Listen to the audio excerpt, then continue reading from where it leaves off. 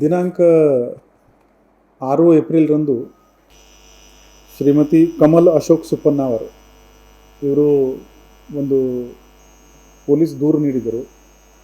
ಅದರಲ್ಲಿ ಅವರ ಮಗ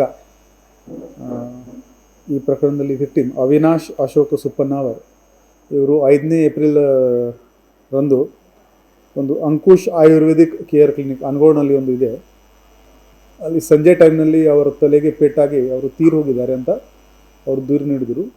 ಅದರಲ್ಲಿ ನಮಗೆ ಸಂಶಯ ಇದೆ ಅಂತ ಹೇಳಿದ್ದಾರೆ. ಈ ಪ್ರಕರಣ ದಾಖಲು ಮಾಡಿದ ಮೇಲೆ ತಕ್ಷಣವೇ ಆವಾಗ ಇನ್ಚಾರ್ಜ್ ಇನ್ಸ್ಪೆಕ್ಟರ್ ದಿಲೀಪ್ ತಿಲಕವಾಡಿಗೆ ಇನ್ಚಾರ್ಜ್ ಇದ್ದರು. ಆಮೇಲೆ ರೆಗ್ಯುಲರ್ ಇನ್ಸ್ಪೆಕ್ಟರ್ ನಮ್ಮದು ಪರಶುರಾಮ್ ಪೂಜಾರಿ ಇವರು ಕೂಡ ಅವರಿಗೆ ಜಾಯ್ನ್ ಆಗಿದ್ದಾರೆ ನೆಕ್ಸ್ಟ್ ಡೇ. ಅಲ್ಲಿದು PSI ವಿಶ್ವನಾಥ್ ಮತ್ತು ಅವರ ಕ್ರೈಮ್ ತಂಡ ಇದರಲ್ಲಿ ತನಿಖೆ ಶುರು ಮಾಡಿದ್ದಾರೆ. ಸ್ಟಾರ್ಟಿಂಗಿಂದನೇ ಇದರಲ್ಲಿ ಆರೋಪಿ ಯಾರಿದ್ದಾರೆ, ವಿಕ್ಟಿಮ್ ಅವಿನಾಶ್ ಅವರದ್ದು ಹೆಂಡತಿ, ಇವರದ್ದು ಹೇಳಿಕೆ ಭಾಳ ಡೈವಲ್ಸಿವ್ ಇತ್ತು. ಸರಿಯಾಗಿ ಅವರು ಉತ್ತರ ಕೊಡ್ತಾ ಇರಲಿಲ್ಲ.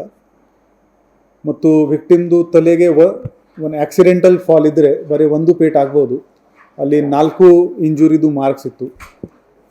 ಪೋಸ್ಟ್ಮಾರ್ಟಮ್ ಟೈಮ್ನಲ್ಲಿ ನಮ್ಮ ಇನ್ಸ್ಪೆಕ್ಟರ್ ಡಾಕ್ಟರ್ ಜೊತೆಗೆ ಮಾತಾಡಿದ್ದಾರೆ. ಆವಾಗ ಹಾರ್ಟ್ಗೆ ಕೂಡ ಒಳಗಡೆ ಇಂಟರ್ನಲ್ ಇಂಜುರಿ ಆಗಿದೆ ಅಂತ ಪೋಸ್ಟ್ಮಾರ್ಟಮ್ನಲ್ಲಿ ಡಾಕ್ಟರ್ ಹೇಳಿದ್ದಾರೆ. ಅದರಿಂದ ನಮಗೆ ಡೌಟ್ ಇನ್ನೂ ಪಕ್ಕಾ ಆಯಿತು. ಫಾರೆನ್ಸಿಕ್ ತಂಡ ನಮ್ಮದು ಸೀನ್ ಆಫ್ ಕ್ರೈಮ್ ಆಫೀಸರ್ಸ್ದು ತಂಡ ಇದೆ, ಅವರು ಆ ಸೀನ್ ಆಫ್ ಕ್ರೈಮ್ನಲ್ಲಿ ಬ್ಲಡ್ ಸ್ಪ್ಲಾಟರ್ ಅನಾಲಿಸಿಸ್ ಮಾಡಿದ್ದಾರೆ, ಲ್ಯೂಮಿನಾಲ್ ಅನಾಲಿಸಿಸ್ ಮಾಡಿದ್ದಾರೆ.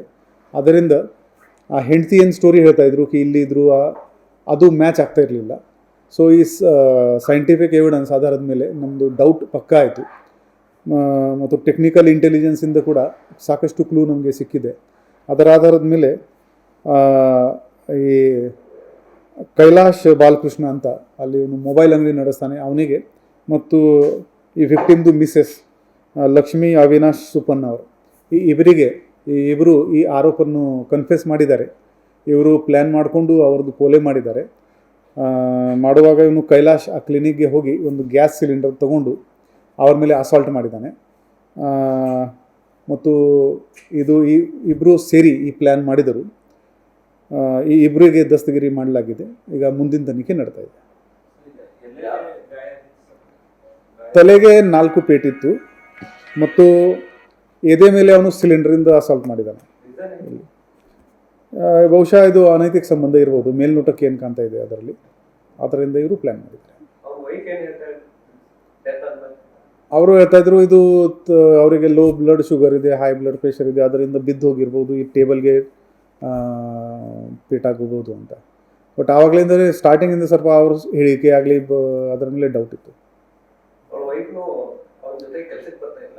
ಆ ದಿನ ಇರಲಿಲ್ಲ, ಕೊಲೆ ಆಗೋದು ದಿನ ಇರಲಿಲ್ಲ. ಅವರು ಪ್ಲ್ಯಾನ್ ಮಾಡಿದ್ದಾರೆ. ಅವರು ಮನೆಗೆ ಇದ್ದಾಗ ಇವನು ಒಬ್ಬನೇ ಹೋಗಿ ಅಲ್ಲಿ ಮಾಡ್ಕೊಂಡು ಬಂದಿದ್ದಾನೆ. ಆಮೇಲೆ ಸಂಜೆಗೆ ಇವರು ಬಂದಿದ್ದಾರೆ, ಎಲ್ಲರಿಗೆ ಇನ್ಫಾರ್ಮ್ ಮಾಡಿದ್ದಾರೆ. ಯಾರು ಅವನು ಕೈಲಾಶ್ ಅಂಗಡಿ ಇದೆ, ಅವನದು ಮೊಬೈಲ್ ಅಂಗಡಿ ಇದೆ. ಮತ್ತು this is ladies house wife, ಸ್ವಲ್ಪ ಅವ್ರ ಗಂಡನಿಗೆ ಸಹಾಯ ಮಾಡ್ತಾಯಿದ್ರು ಅದರಲ್ಲಿ.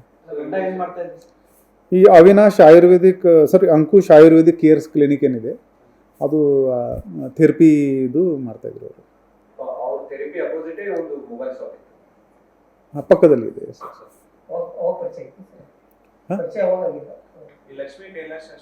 ಅದು ಡೀಟೇಲ್ ಈಗ ಇನ್ವೆಸ್ಟಿಗೇಷನಲ್ಲಿ ಗೊತ್ತಾಗ್ತದೆ.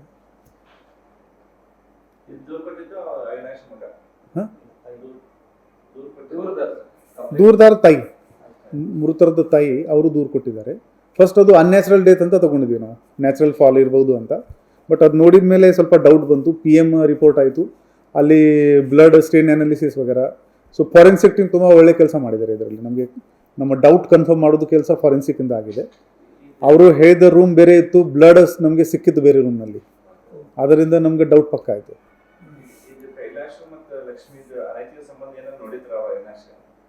ಅದು ಈಗ ಇನ್ನು ತನಿಖೆಯಲ್ಲಿ ಗೊತ್ತಾಗ್ತದೆ. ಬಟ್ ಮೇಲ್ನೋಟಕ್ಕೆ ಅವನು ಬೇಡ ಅಂತ ಇವರು ಪ್ಲ್ಯಾನ್ ಮಾಡಿದ್ದಾರೆ, ಕೊಲೆ ಮಾಡಿದ್ದಾರೆ.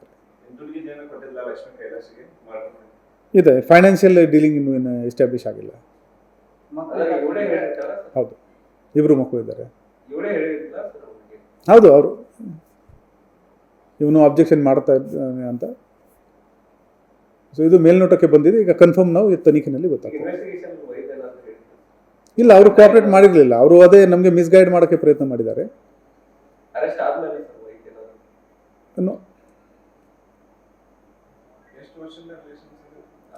ಅದು ಈಗ ತನಿಖೆಯಲ್ಲಿ ಗೊತ್ತಾಗ್ತದೆ.